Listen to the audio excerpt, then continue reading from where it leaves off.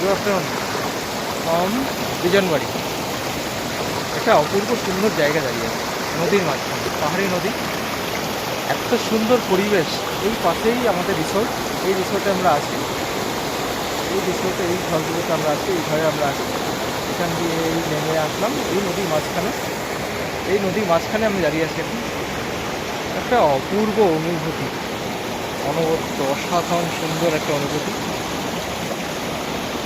পাহাড়ি নদী এত সুন্দর হয়, নদীর মাঝখানে নেমে মাঝখানে দাঁড়ানোর অভিজ্ঞতা তেমন হয়নি।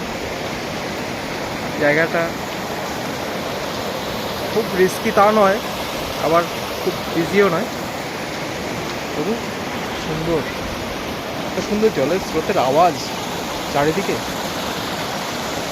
মন মুগ্ধ হয়ে যাচ্ছে। পাথরগুলো মনে হয় যেন কেউ যেন সুন্দর করে সাজিয়ে রেখেছে একটার উপর একটা করে।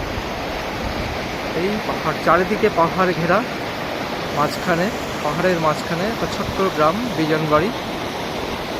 গ্রাম বলা যায় না, উন্নতই মোটামুটি, বাড়ি ঘর বাজার সবই আছে, কিন্তু চারিদিকে পাহাড়ের মাঝখানে এরকম একটা নদীর, তারপরে একটা কটেজ, সেখানে থাকা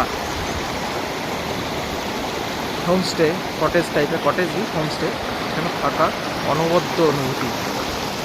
বিজনবাড়ি আরেকটা আনএক্সপ্লোর্ড অফবিট জায়গা দার্জিলিংয়ের,